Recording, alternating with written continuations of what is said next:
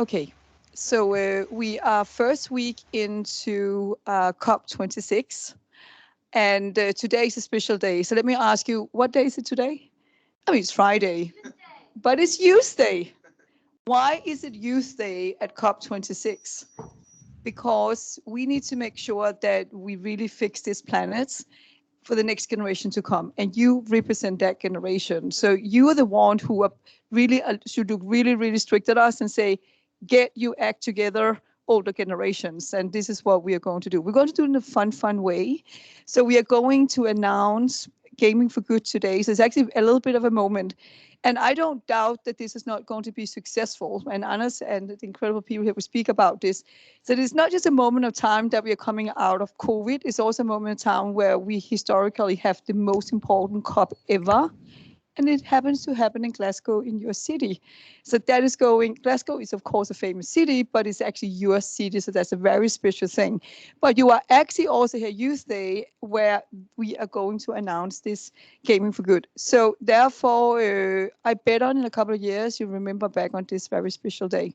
So by this, I would like to hand over and just say, where are you right now? You are in the Wood House, and Wood is a huge engineering consultant company. It's a Scottish company, has a lot of proudness. And we hope that, maybe not right now, probably too early, but we hope to recruit some of you into Woods if some of you are going into the engineering area. So how many of you want to become an engineer? One person? Okay. We take you, right? How many want to become a startup? Okay. And for the women in the room, next week, I don't know if I can make that agreement with the school, but next week there's a big gender equality diversity day, and we are trying to make sure that women are leading the energy transition. So I expect a lot of stuff from you guys, just you know that, right? So over to you, Anders, and thank you so much for bringing Gaming for Good to the Wood House. Over to you. Thank you very much, Anne. It's such a great pleasure to be here. And I would like to start by welcoming Lock-in Community High School. It's amazing to have you all here. And is there anyone in the room that do gaming? Yeah, that's much more than want to be engineers. I'm surprised. But thank you, Anne. Thank you, Wood. It's a great pleasure to be here. And it's been a really, really interesting week. I'm so excited about it. I think that there's so many more people in the ARC right now than it was on COP25. And I'm really confident that we'll make it. But we need to make it on time. And I think you are the ones that are going to help us to make it on time, to that we're not going above 1.5 Celsius. I think we are here today because this is a global launch for gaming for greater good. And we have the ambitions to influence 1 billion gamers to act for a better world. And I mean, esports are massive. I guess that's many in this room loves football and maybe rugby too. But I mean, esports are predicted to be larger than football in a few years commercially wise. And the markets will increase by 5 times in 5 years. And in US, esports have more viewers than every professional sports league in US. So it's kind of moving super fast. And we are really lucky to have some amazing people with us today. I will quickly introduce them, and then they will do 3 minutes each, and we will have a discussion. And of course, questions from you. I noticed that you're not shy at all, so you will have a lot of questions for us. Thank you. So I'll just start with some of our dear friends on the screen, and I'll just quickly introduce, and the first one is Karina Hollekim on the left on our screen. She's an amazing lady. She was a Red Bull athlete, the first lady in the world that jumped off a cliff with skis on and parachuted down. I mean, she's just amazing. Now she's a mental coach, a mental trainer, and she is a co-founder of Young Happy Minds. Secondly, we have Trond Riiber Knudsen, a dear friend. He was one of the global top executives of Mckinsey for years, and he kind of been giving advices to the top executives of the world. The last years, he's been probably one of the world's leading early stage impact investors, done tons of investments in companies that are growing into unicorns, and we are lucky to have Trond on board as well. Michel is our deputy CEO, a young fellow that's going to conquer the world. I'm quite confident. He used to be a semi-pro in League of Legends, and now he's driving our team to become one of the leading esport clubs of the world. And then, of course, we have Emil sitting here, a young fellow, is a co-founder of Bifrost, but also a co-founder of Gaming for Greater Good. Serial entrepreneur, built his first company when he was 16 and has another company now, so really strong grit and drive.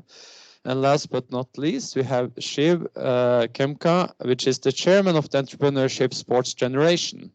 And truly inspiring organization that last year had 300,000 entrepreneurs in your program. And this year you have an ambitions to reach 1 million. I think that's a tsunami of entrepreneurs that's going to change the world. We need that. Thank you. And I will then leave it to the panelists. And I give you each 3 minutes. And just to set the stage. So what's your way into this? How is gaming for greater good, mental well-being and positive psychology an important factor for saving this planet? And what is your passion for this? And how do you link this to our grand challenges of the world? And maybe Emil, do you want to kick it off, please? Yeah, I can start by going off with my take on it and my way into this. I've been gaming my whole life, but I've also been doing a lot of traditional sports. So I've been playing soccer. I was 6 years old when I first entered the soccer field. Didn't know anyone there. I just started school. I was young and afraid, of course, to meet new people. But my parents pushed me to it, and it eventually became a sport that I've been playing for half my life. Enjoyed it a lot. Met some new friends. I wanted to become Cristiano Ronaldo. Obviously, since I'm here, you can tell maybe I'm not yet, or will be in terms of soccer. But that was the dream. But when I sit here today, and what I really get the most out of the soccer when I play that is not to actually be a good soccer player. Of course, that was fun. I got to play some good games, score some good goals. It was awesome. But what my memories and really I get from soccer when I'm a bit older now is all of the friends that I met when I was there. Those are people I was scared to meet when I was 6 years old. Those people became now the friends for the rest of my life and my best friends. It made me also able to have a great time at school because I was able to meet my soccer friends at school and talk to them, and suddenly school didn't become so scary anymore. So and all of the memories you travel together, I think that was the most important thing for me. So my take into this, and with Gaming for Greater Good, with Bifrost, and what we do in gaming is to create this environment, but online. So I remember also when I was playing soccer, I noticed that not everyone was meant to be soccer players, but their parents pushed them to it because they wanted them to have an environment to be in. But I noticed that they weren't interested in playing soccer. Some of them weren't good at all, which is totally fine, but maybe didn't feel like it for them at the time. And a lot of them were also playing video games. So I was doing both traditional sports and also playing a bit of video games, but they were even better at me at video games and enjoyed doing that more. So we're all about creating an environment for those people, including people like myself, but also those people who want to proceed a career in gaming. And I mean, the future leaders that are here today are also gamers. Thank you, Emil. Very nice perspective. Thanks. I wanted to take the next one is Karina, an ex-professional athlete and now deep into mental well-being. So please, Karina. Thank you. Yes, and I come from a very different world, like you just mentioned, Anders. I come from the world of base jumping and extreme sports, which may be difficult for many people to understand. But what they may relate to is the reason why I got into base jumping. Because base jumping I started in order to get a better self-esteem. I felt like I didn't fit into the 9-to-5 world. I didn't fit into the normality that we were all supposed to fit into. And so I started base jumping in order to control my fears, in order to get a better self-esteem and gain mastery. And so my take into gaming for greater good, is that I know how important a community where you can feel this sense of mastery is and how it actually affects your everyday life. And I come from, today I'm a co-founder of Young Happy Minds. And the thing is, I know that in a hyper-frequent society, technology impacts the choices we make and the options that we have. And so we know that this has an enormous effect on our bodies, our mind, and our life satisfaction. So with Young Happy Minds, steeped in science and in cooperation with Gaming for Greater Good, we want to teach these increasingly more important social, but also emotional competences to gamers and esport athletes around the world. Because we know that according to, if you're listening to the future of jobs from, for instance, the World Economic Forum, many of the same skills needed to improve mental health, they coincide with the skills needed for the future. So our social, our emotional skills, that is how we can outsmart the robots in the future. So that's why we together, our mission is to positively impact the lives of people across the world by increasing their well-being and equipping them with these vital skills needed for the future. Thanks, Karina. Very nice perspectives as well, and it's a good build on Emil. And I would like to take us further to Trond. I mean, he has a really helicopter perspective of how the world is moving on, and especially also with the perspective from corporate into the startup world. So please, Trond. Thank you, Anders, and such a pleasure to be a part of this discussion. I envy you guys being on the ground, I have to say that, but it has to be next time. So my way into this is really from a perspective of the fact that I like to be part of driving positive change in the world. That's something I realized when I broke out of my kind of family company up in Norway and went to school in the US and saw that, you know, together people can make phenomenal changes in the world, in the business environment, in, you know, impact investing. There's so many things that can be done if you work with people and if everyone is getting the best out of themselves. So that was my passion very early on. And therefore, you know, being an advisor to executives and so forth was part of that in McKinsey for many years. But now more and more, my passion is to help talent, young people, groups of people get the best version of themselves and actually be part of that kind of mentorship. And it's very important for me that we shouldn't be basically arrogant of what type of arenas people are working on, how people are developing. It's not only in the library, it's not only with books. There are other ways to meet people, young people, in the arenas where they are comfortable.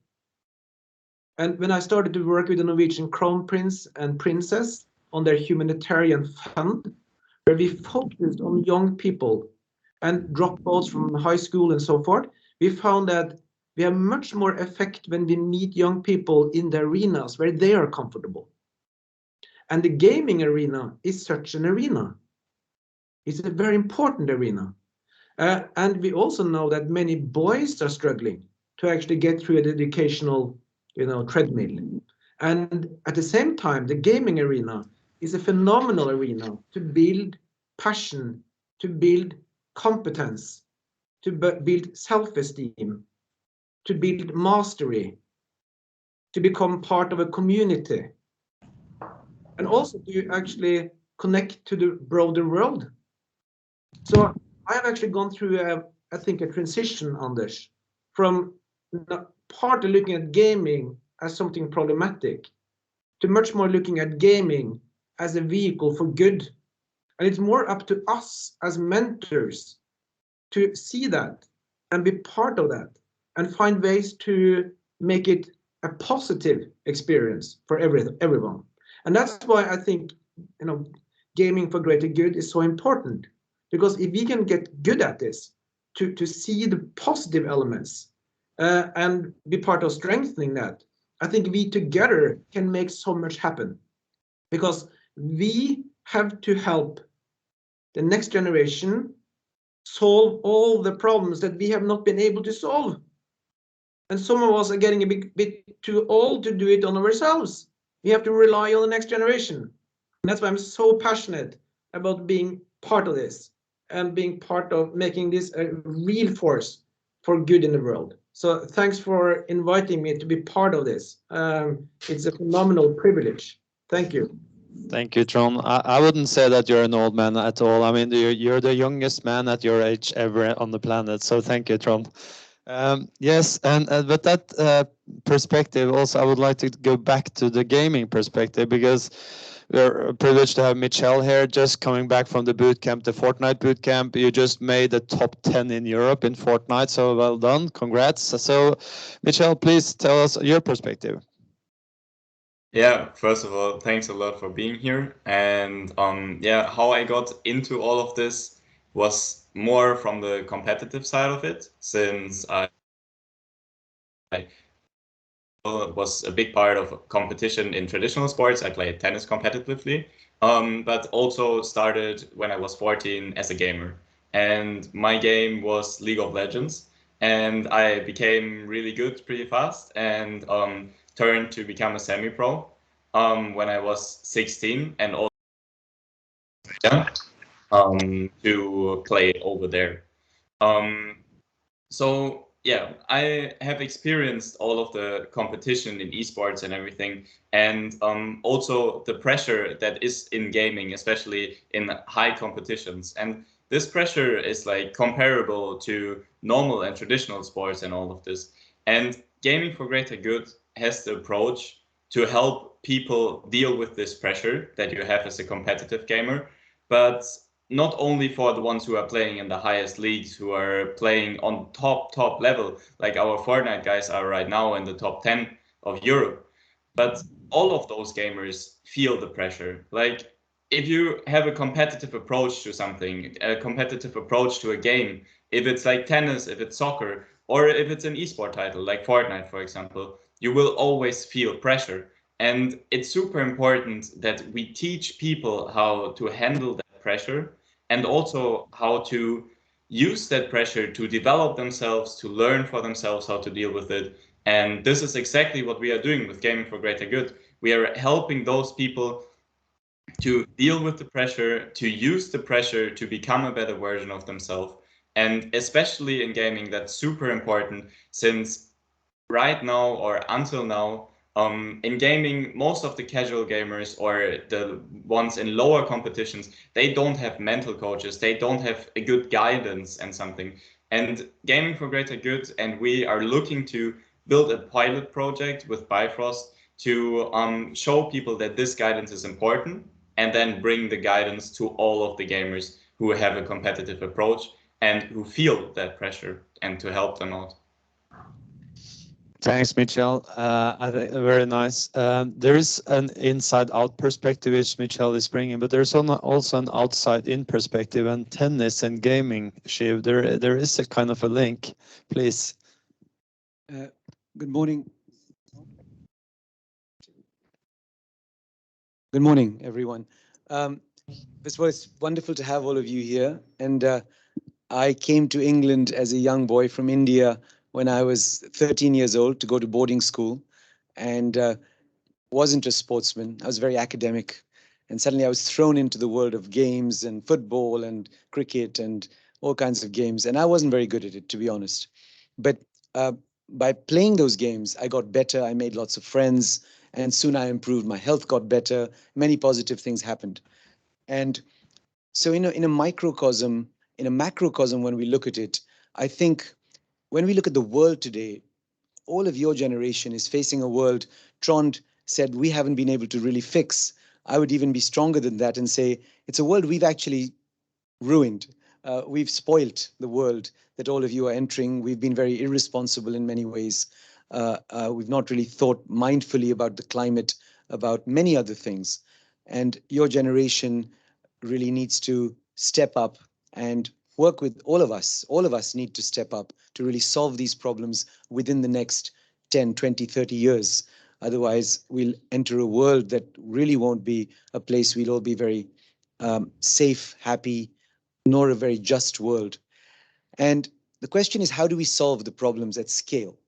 And so what Gaming for Greater Good is doing, I think, is actually a very important thing, because the question is, how do we all work together to solve these problems at scale?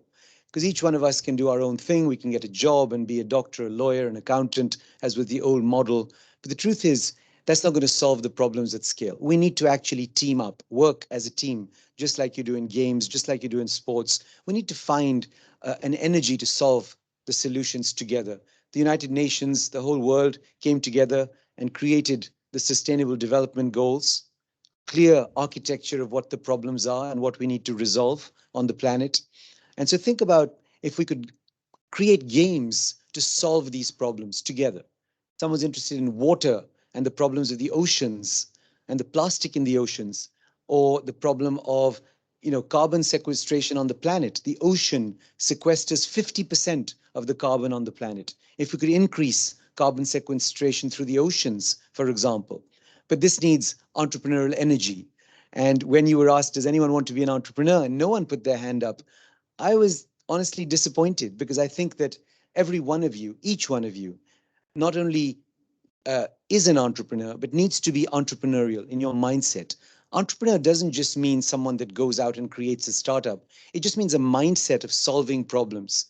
And Scotland has created some very, very great entrepreneurial minds. Andrew Carnegie, who came from here, went to the US, became the wealthiest man on the planet, created the biggest steel company on the planet, and then gave away his whole fortune to many, many huge institutions that today have impacted the world, impacted millions of people over the generations. So I think that really it's important to have an entrepreneurial mindset and a game mindset to try and solve these problems together. And Gaming for Greater Good is going to do that on the online world. And I think online and offline are getting more and more mixed together in everything we do. I'm sure all of you spend a lot of time online. A few years ago, there was no online. Nowadays, everyone spends time online. And so I think the resources you have access to, that all of us have had access to, the things we can do with those resources and really move the direction in the world in the right direction, I think is unprecedented. And so we are very excited about the launch of Gaming for Greater Good. We think it's a fantastic thing, and games teach us many great things: to collaborate, to work together, to solve problems together, to improve our social skills, our emotional skills. How do we deal with competition, but collaborative competition to solve things? At the end of the day, you may have a fight in the football match or in the game online, but at the end of it, you go out and have a drink together, you're friends. So that's really the attitude that we need, rather than a zero-sum attitude. We need an attitude which says we can jointly solve problems together, and we need to support each other to solve those problems. And the problems are very clear to us. The United Nations, as I said, has designed what the problem sets are, and we need to all work together to solve those problems at scale. So I encourage all of you to think that you're all entrepreneurs. You can be entrepreneurs. You're all gamers. You can be gamers, and bring that energy to solve the problems that lie ahead of us. Thank you. Thank you, Shiv. I think many interesting points, and of course you feel free to ask questions anytime, but just wanted to pick up on a couple of things which is really interesting. And the thing about entrepreneurships and education and games and skills. So I wanted to kind of pick your brain, Shiv. You do this massive work on this 300,000 entrepreneurs now, soon to become 1 million. So the game, the tradition of gaming, old way and the new way. So what link do you see, and how could we learn from the old way of gaming? Well, games are the easiest way to learn. You learn, you have fun. Children learn by playing games. The best way to teach, to retain things is by interacting with others and learning and testing theses and practicing things. And you see children playing games all the time. Online games are no different. Some people say, there's been a criticism about online games becoming addictive and many other things, but it's a bit like food. Food can become addictive, but good food and eaten well makes you healthy. So it's like anything else. Games and gamification are just tools which we can use to learn and to grow and to develop skills. And so I think that really there's no difference in that sense. It's just about the discipline with which we approach using these tools to actually make our lives better.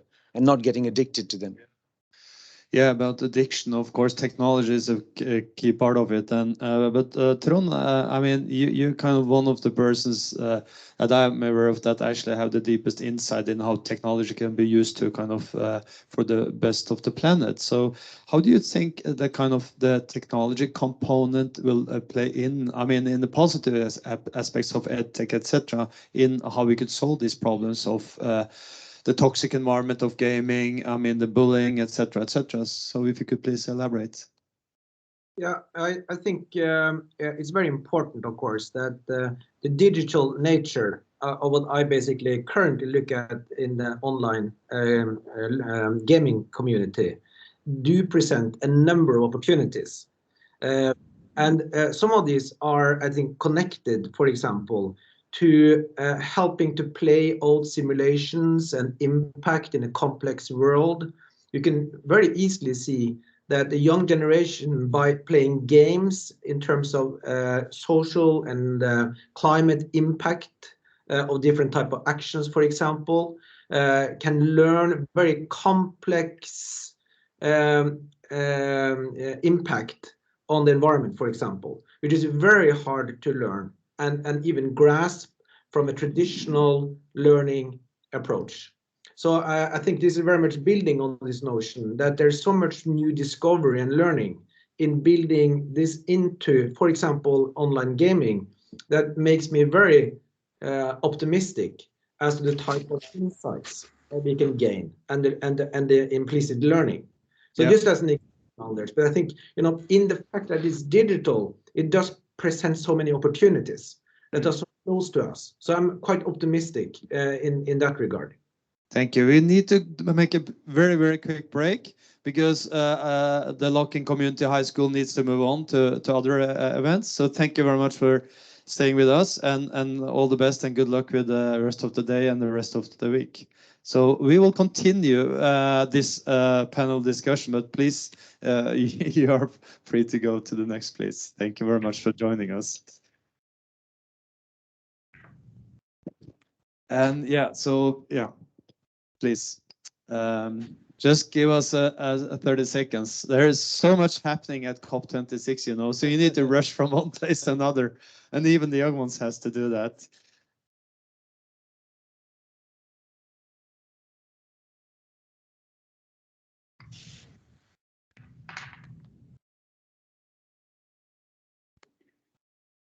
Yeah, there's a lot of happenings in the city now. There's a big march coming up at 10,000 today. Tomorrow it will be 50,000 people marching in the streets. So, but I think we'll pick up on another point, which I think both Michel and Emil and Karina talked about. It's kind of the link between kind of traditional sports. It wasn't really traditional sports you did, Karina, but sports, which is not esport. So how do you see kind of, maybe we could start with you, Michel. I mean, you've been participated in traditional sports and esport at competitive level.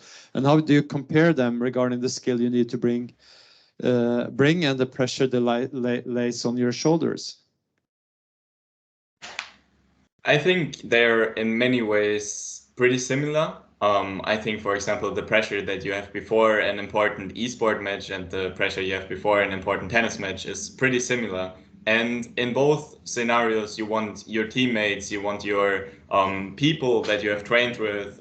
For example, in tennis, it's your coach or your physio or something. And in League of Legends, it's your other players that are playing with you. You want them to have them around you. You want to build one unit, and they give you strength, and they also, help you to deal with the pressure.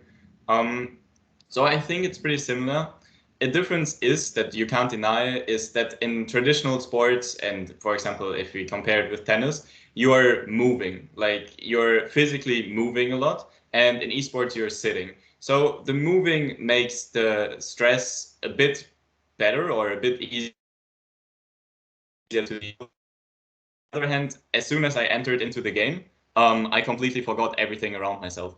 But what my point here is, it's basically completely the same. The only thing is, it's important that also a gamer has like his social environment that gives him hold and that helps him to deal with the stress, but also lives a healthy lifestyle.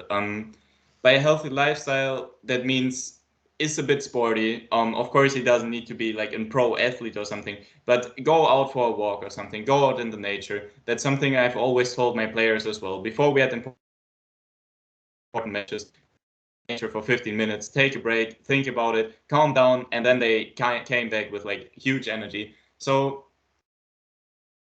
those things are important. Those things are important to bring out to the world and to all of the gamers to help them improve their healthy lifestyle, which will immediately improve their performance as well. And I wanted to pick up on another point that was mentioned before, just really quickly, about that we need to emphasize young people to stand in for our planet. I mean, we see movements like Fridays for Future, for example, which is a super huge movement. But the most of my generation, of them are gamers, right? And how to fascinate them and how can we get them on board to join our journey to make the Earth a healthier planet, or yeah, just to protect the Earth from becoming a worse planet. So due to gaming or through gaming, we can impact them, we can reach them, and we can build a community, an emphasis that is even bigger that we could have built like offline, because we are online. We can reach so many people. We can reach them through something they are enjoy doing and where they already have their social environment. So a huge part of gaming for greater good that we are working on, and yeah, something really big. Thank you, Michel. Very nice. I was thinking, of course, you've been outdoors a lot, Karina, in your previous career, but now you also run Young Happy Minds, and you're working on building strong, resilient, and happy young people. So how do you see the link between the daily work you do and sports and esports in particular? Well, I really have to say that I can really relate to what Michel is talking about here, and I like the view that he has, and that's why we cooperate in this, about seeing a gamer, an esport athlete, a young human being, anyone. We're all we have to look at our bodies and our minds as a holistic well-being, because it's not just about gaming, it's not just about performing your sport, it's about seeing life as a whole, and how can we create a balance in life? How can we focus on our strengths instead of our weaknesses? How can we build these resilient people so that we can actually go out there and handle the world? And I think that through exactly what Michel is talking about, through creating role models that go out there and show the esport athletes, or most of all the gamers, how they live as a holistic human being, that they're not sitting there 24/7 in front of the screen gaming while drinking Coca-Cola and eating junk food. They're actually gaming, and they're dedicating their time to actually training in gaming, just as we do in every other sport. And by doing this, they go outside, they get the nature, they do their athletics every day, because that's how they perform as athletes.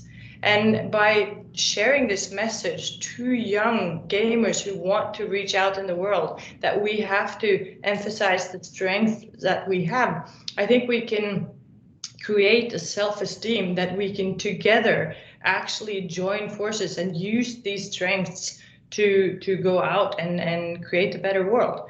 And I think that if every single one of these gamers are just sitting in their own room and feeling that this is the only place where we can master, this is the only place where we can actually feel good enough, then we have not succeeded. But that's how these role models can actually go out and change the world, because we can show that the strengths that these gamers have inside the room are the same strengths that we need in the outside world in order to change this world. So that's how we as Young Happy Minds, together with Gaming for Greater Good, want to emphasize these strengths and create a community of good role models to reach out to many people across the world. Thank you. I would like to pick up on that, and in particular, Gaming for Greater Good is a global initiative. It's for all gamers in the world, and we have the goal to reach 1 billion gamers. But it happened to be founded in Oslo, and coming from a nation of tradition of peacemaking and the Nobel Peace Prize, I think that we think a lot about how could we actually use dialogue, but also kind of for the foundation of trust to create a kind of a way for us to communicate better. So Emil, maybe how do you actually see the communication in this toxic environment can kind of be addressed in the way based on trust and dialogue and yeah, the way you normally communicate? Yeah. So when we first started Bifrost, we said we were going to enter gaming. It happened sooner than I thought, but I was very excited about it. And we decided to get a team together, find some people and compete, start competing, start there. It didn't take long until I was extremely shocked of how toxic the environment was. And when I say the environment, I mean for example, online, because you hide behind anonymous names, you can tell things. But also when it comes to actually big esports clubs, who are the main role models and the main companies behind their role models, again, who are superstars, who has huge follower bases. All of those were super unprofessional, and it was insane to see the difference of how a traditional company usually works, at least a traditional company that does something good, and compared to how esports was. And I guess it's because it's a fairly new market, but it's very big. It has been here for a long time, even though it's growing rapidly and will continue to 10x for the next years. But it was just, I was mind blown to see how bad it was. And I mean, you steal players, player poaching is called, when you steal players that are under contract, new esports team coming up. And we had one, for example, ourselves. We build up a team and then another team comes and, okay, we'll just double the money and we'll take this team from you. And it's super, super unprofessional. So yeah, my take on that is that we quickly realized that we should do something about this, and we truly do not believe that this is the future and the way to go. So when we talk about climate change, we often say that you either do it, you go to sub-zero and you try your best to reach that point soon, or you are with the old mindset and you get left behind. And I think this is the same within gaming.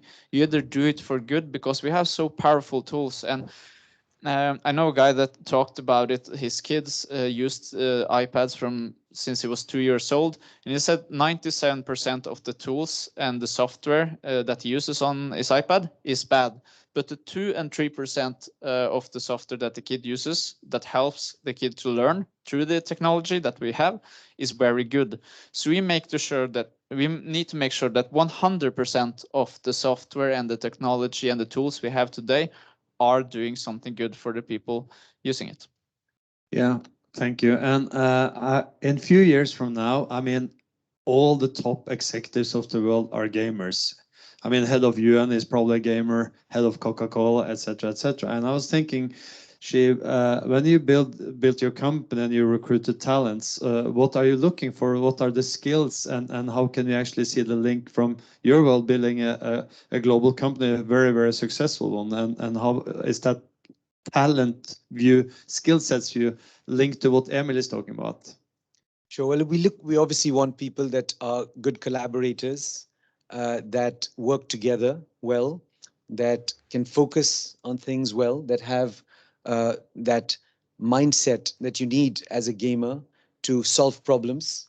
That's very important, and to solve problems within a timely manner. So I think all of those things are fantastic, and I do believe that in a few years, as you said, everyone in positions of leadership will have had a gaming background of some kind. And so I think it's going to change the mindset. And what we need on the planet is a mindset change, which looks at all these problems as problems we can solve if we work together in a collaborative way and find the right resources and the right mindset to try and solve the problems ahead, rather than just thinking about our own narrow interests and our narrow self-interest.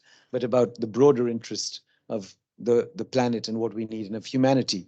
And I think COP26 is a wonderful place in Glasgow where you're launching gaming for greater good. And I think in many years from now, people will look back and understand why it was such an important moment in history. And I do believe that, the hopeful wisdom of the current leadership, with the energy and enthusiasm and focus and skills and capacity of the younger generation, will solve a lot of the problems that lie ahead. So we're very excited about that. Yeah, we also discussed the other day our dear friend Peter Diamandis and his views on exponential technologies. And on Monday, Al Gore said that he strongly believes that we have everything we need in order to make it happen on time. And Trond, you're very deep into technology and you understand how you could use the most advanced technology on the planet to solve grand challenges. So how do you think that kind of technology could be part of the solution? Because today it's kind of social media, it's counterintuitive. It's like that should make us more social, but it creates more loneliness. It creates more people that feel on the outside. But technology could also be a force for good, Trond. So how do you see that technology could be a part of the solution? Yeah, so technology is clearly going to be part of the solution. And I think that we just haven't really cracked the challenge yet. And part of this, I think, has to do with leadership. So don't forget that. And I think that what we are doing here, and by launching Gaming for Greater Good, is to actually take a leadership role in how you actually are changing into an environment where actually enabling technology, enabling gaming, is creating exactly the type of platform for impact that will resonate and bring other talent to you and change basically how a lot of this is being done today with all the problems we're hearing about, the gaming community, for example. So my first thing on this, and it might be a little bit counterintuitive, is that it's not necessarily technology in itself. I think it's about us as human beings and actually what we want to do with technology. And that actually is what makes me particularly excited about this fire chat, is that it's about people, it's about leadership. And it's amazing what type of change you can achieve when you lead with example. And I think that's what's going to happen. And then when you do that, you will have this type of flywheel effect on the whole community, I think, because people would like to take part in this and have this type of behavior and these type of impacts. So counterintuitive perhaps, but I think it's about the softer elements. It's about humans. It's about leadership. It's about community. Technology will just be a super important enabler and will be an enabler for a lot of those good things in my mind. Thank you.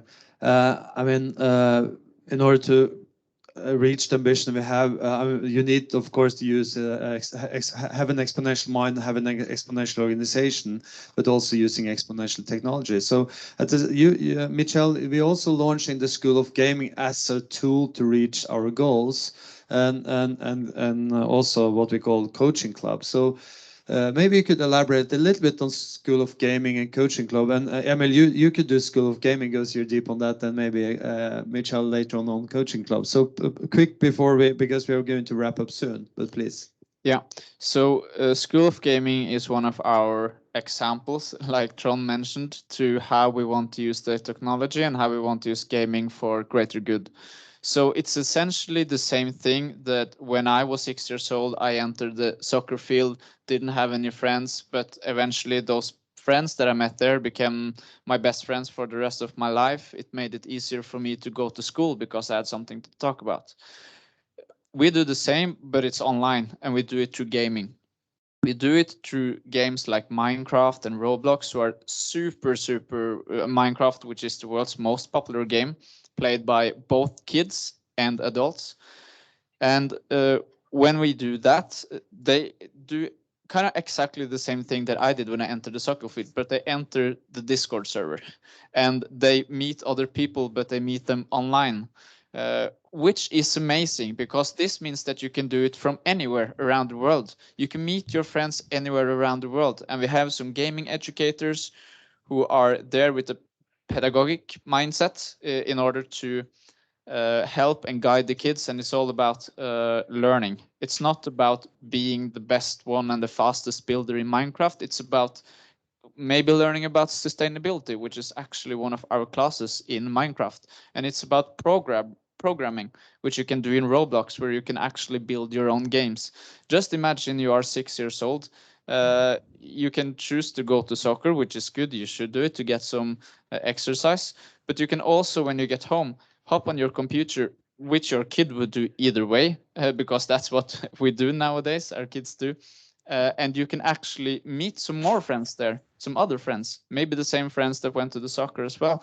And you can learn about coding and you can build your own game. And when you do that, you create a sense of mastering for these kids, which are really important. So that's why we are focusing on kids from the ages of 6 to 13 years old now. But we will soon eventually go up a bit older, because this is important whether you are 6 years old or 20 years old. It's a proven model. It's kind of already deployed in Finland, and the Helsinki city is using it to train their children. And Finland has the best pedagogic education system in the world, so we should follow. So Michel, I also wanted to kind of pick your brain quickly on the coaching club. Can you just tell us how we're going to use that in order for us to reach our goals? Yeah, so coaching club is basically, or it's built on the fundamentals of gaming for greater good and what School of Gaming stands for as well, but it's for older people. So it's mainly for teenagers, but also for 18 years old, 19 years old, up to 25, 30 years old. Like there are a lot of gamers out there and a lot of people even in higher ages who are gaming a lot. Coaching club has the new system of group coaching in gaming, which is completely new and no one has done before. And the idea behind group coaching is that teenagers usually spend round about 6 hours online every day. And there are for sure, more like teenagers who spend even more by gaming and whatever. So they play a lot of games, but most of the time they are alone. They are sitting alone at their PC at home. They are playing,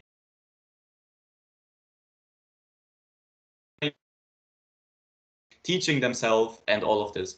What we want to create with Coaching Club is we want to create a society, or we want to create a room for people to meet friends, to find new friends through something they enjoy and love to do, which is gaming. All of them love to game, but we want to bring them together. We want to bring them together out of 5 and say, okay, we have a professional coach who is he gives you a professional guidance. So whenever you have a problem, you can come to him. He makes sure that group or is working out well, and then they can socialize. They are not sitting alone anymore and grinding alone, and like when they are frustrated, they can't let out their frustration because they are just alone. We want them to become a group. We want them to find friends. We want them to learn how to socialize, and we want to give them a guidance in form of a teacher and trainer who helps them to become a better version of themselves and to fill themselves into the society. Thank you, Michel. I think it's soon time's up. So is there a kind of a last input before we close it? Anyone like to, Emil, you like to give a point? I would just like to give a short point, which is very relevant to what Shiv said earlier about focus. And that's a vital skill to be able to do games good. When I was on the soccer field, I could take a small break every time the ball went out. You can't do that in gaming. You play for literally 4 hours sometimes in a game, and the game is designed to always have you engaged. Which also means that in order to be good at it, you have to always be prepared for something to happen. And it happens in a split of a second. It doesn't happen after 30 seconds or a minute or sometimes a few minutes, which is more in traditional sports. So the skills of the gamers is especially in the focus and being able to have a focus for several hours with never lacking out, and it also creates some problems because it's a huge mental strain, which is a huge dark side in esports, and why we collaborate with Young Happy Minds to try and solve that. I think the future is bright, and there's no doubt that we have the good force with us, with the young people like you, but also, I mean, experience people like the rest of this crowd, and it's no doubt that the games are important and that we learn through games. You all did chess when you were young, and games format helps us to learn better, and we had that discussion initially, Shiva. I think it's super inspiring to have people at your level that actually will help us to positively influence 1 billion gamers, and we need every help we can. So I would say thank you very much for joining us, and thank you very much for participating. There's no time to waste, so we'll run fast, and we'll run fast by using this amazing, exponential, talented team, which you all are. And thank you very much. Thanks from COP26. Thank you. Thank you. Thank you.